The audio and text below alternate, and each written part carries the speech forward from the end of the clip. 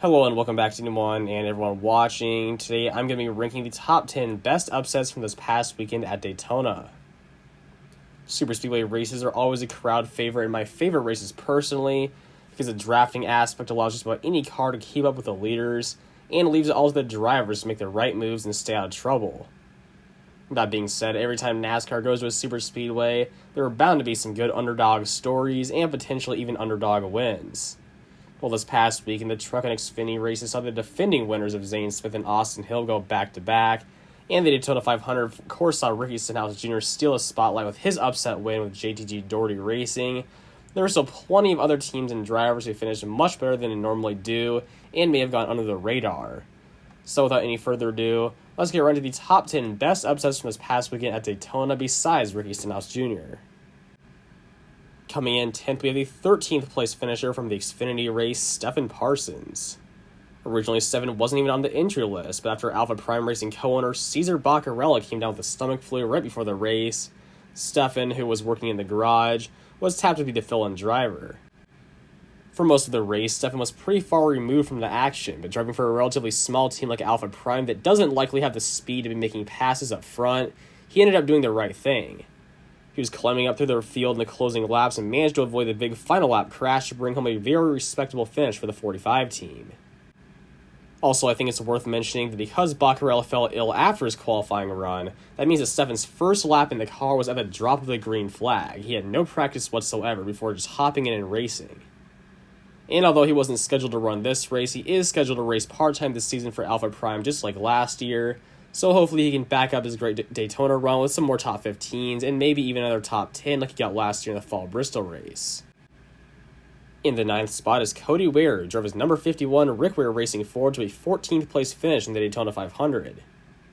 Ware hung in the back of the pack all day, but nevertheless stayed in the draft the whole time. He avoided all the late race chaos and brought home one of the few clean cars at the end of the day. While he most certainly will go back to running 30th or 35th in the weeks to come, Ware has shown the past few years he can take care of his cars on the super speedways and finish well when everyone else gets into trouble. Just last summer, when half the field wrecked when it started raining in the summer Daytona race, Ware was able to keep it straight and pick up his best career finish of 6th. As of now, that is his only Cup Series top 10, but I honestly wouldn't be surprised at this point if he's able to back it up at any of the 5 remaining super speedway races this season. Next up in 8th is the Truck Series race winner, Zane Smith. Front Row Motorsports is a solid team in the truck division. They are the defending series champions, so I'm not at all considering Zane's truck win as the upset, but rather his 13th place finish in the Daytona 500.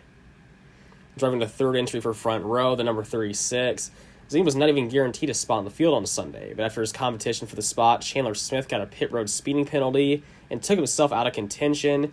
Zane proceeded to finish 8th in the duel and lock himself in. Then in the race, he kept it clean in the back of the pack all day before getting caught in a second and final crash and sustaining some light damage. But still, with the crash in the final lap of overtime, taking about half the remaining drivers, Zane was able to sneak by in the 13th spot, one ahead of Cody Ware. He also became the best finishing front row driver by a long shot as his teammates Todd Gilliland and Michael McDowell were both caught up in wrecks and finished 27th and 28th. Zane is scheduled to run a few more Cup races later in the season, and though he probably won't perform nearly as well in the short tracks or other cookie-cutter mile-and-a-halves, he's most certainly the title favorite for the Truck Series and will remain as a top 4 development driver. Taking the 7th spot on this list is Jeb Burton, the 11th place finisher in the Xfinity Series race. After picking up his first career Xfinity Series win and qualifying for the playoffs with Colleague Racing in 2021, he had an extremely rough go at it last year with Our Motorsports, where he didn't score a single top 10 all year long. Now in the same number 27 with Jordan Anderson Racing, it already looks like Jeb could be on track to put 2022 behind him and get back to where he left off in 2021. Though he didn't break his long top 10 drought, coming up just one position short, Jeb still had an outstanding points day, finishing 5th in the first stage and 10th in the second stage. All that was good enough to put him 8th in the points leaving Daytona. More importantly, he showed he was able to run up front all race long, unlike some of the previously mentioned drivers who hung in the back for the majority of their races. There's obviously still a very, very long way to go in this season, though I don't think we'll see Jeb win or even make the playoffs. I think he will at least be able to make up for his abysmal 2022 season with a couple of more solid upset finishes like these. And 6 is one of the longest active Xfinity Series drivers, and one that is still in search of his first career win, Ryan Sieg. Back for yet another full-time season with his family team, RSS Racing, Sieg started off the year pretty strong with an 8th place finish at Daytona. The strange thing about Ryan, however, is that a top 10 is not at all unusual for him. He finished in the same place in last year's race and 4th back in 2019. Having competed full-time in Xfinity since 2014 and with 301 total races, he has so far scored 16 top 5s and 53 top 10s. But for whatever reason, the racing gods just don't want him to win. I would say his shot at finally getting it done is just as good this season as ever, especially at one of the super speedways, so hopefully 2023 will finally be his year. Next up, taking the 5th spot is Sieg's teammate Joe Graf Jr., who finished just 1 spot ahead of him in 7th place. Unlike for Sieg, top 10s have been very few and far between for Graf so far in his NASCAR career, as after notoriously failing to qualify for races in both a Richard Childress and Colleague racing car back in 2019, he continued to struggle with SS Greenlight Racing for the past 3 years, and only ever scored 2 top 10 finishes ever. Now with plans to run his 4th full-time season, with the majority of it being for RSS Racing and the rest with Joe Gibbs Racing, he already succeeded in scoring his new best career finish.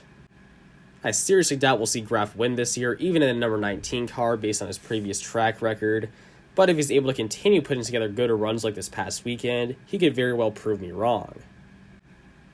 Coming in 4th is the driver of the awesome-looking Sunny D Ford Mustang, Riley Herbst, who surprised everyone in his Cup Series debut with a 10th place finish. Not only was he driving for Rick Ware Racing, one of the slowest teams in the series, but Riley has been known for underperforming in top equipment so far in his NASCAR career. Following 3 full-time seasons in the Xfinity Series, 1 for Joe Gibbs Racing and 2 for Stuart Haas Racing, Riley's done significantly worse than the drivers he replaced, still not scoring a single win, and having been eliminated from the playoffs right away every year. For 2023, Riley will be back full-time yet again for SHR, but starting of course this past weekend, he will also be driving part-time for Rick Ware Racing and Cup. Early on in the Daytona 500, he made a costly rookie mistake as he carried too much speed into pit road during green flag pit stops and spun out into the grass.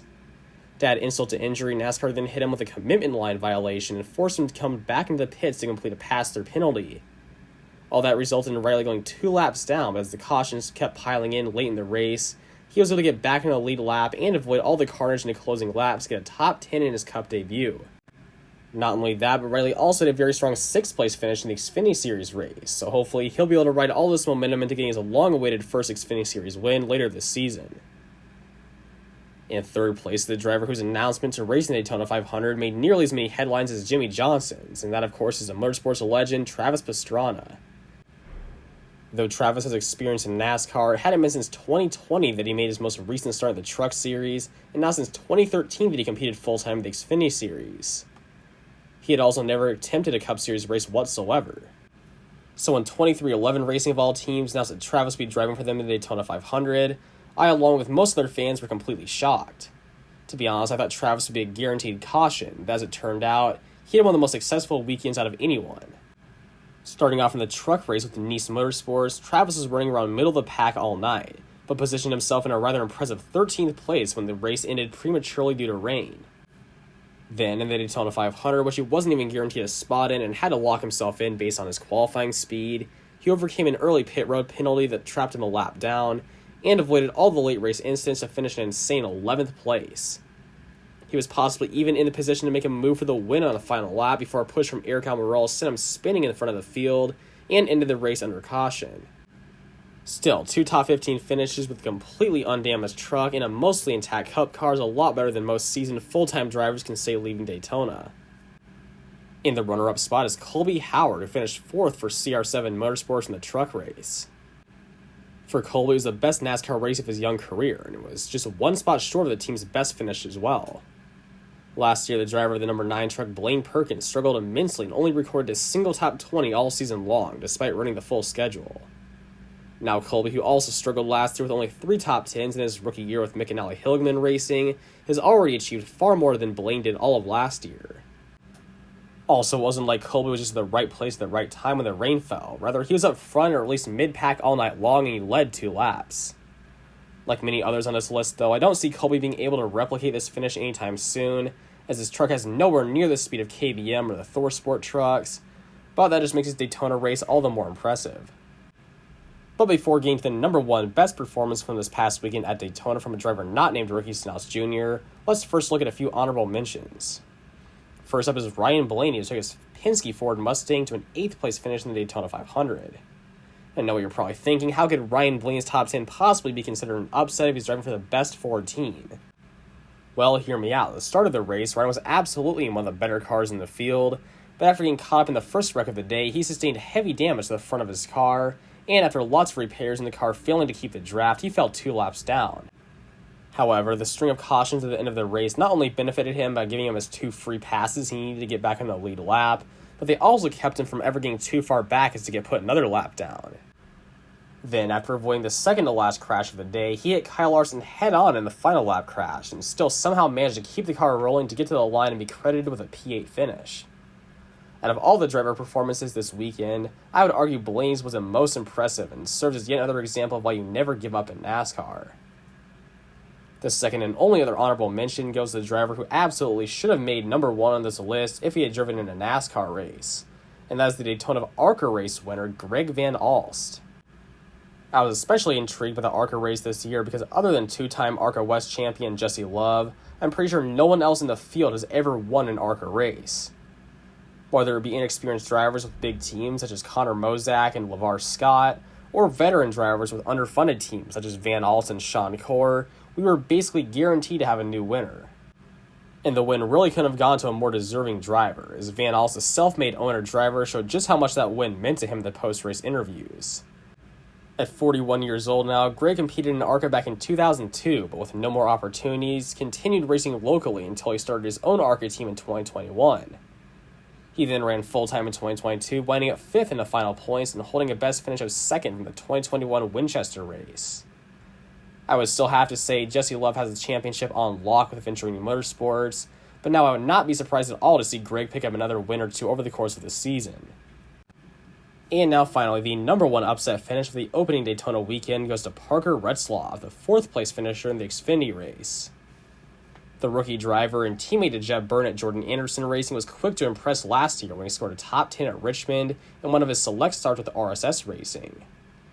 But this past weekend, in only his 10th Xfinity Series start and 2nd ever Super Speedway race in general, Parker did much better than he possibly could have expected to. And with 28 cars still running at the finish, the race was far from a game of survival, which makes it all the more impressive. While he didn't score any stage points or lead any laps, he also wasn't sandbagging all day before charging to the front late. Rather, he was running around the top 10 for the majority of the final stage and avoided hitting a flipping Sam Mayer right in front of him on the final lap to more than earn his 4th place finish. I'm not too confident that Jordan Anderson's cars have the speed to win at any tracks other than super speedways, but even then, at this point, I would not be surprised to see Retzlaff back his Daytona run up with another top 5, or even a win later down the road at Atlanta or Talladega. Anyway, that's all for today's video. Thank you all for tuning in. If you did enjoy it, please make sure to hit the like button and subscribe for more videos just like these.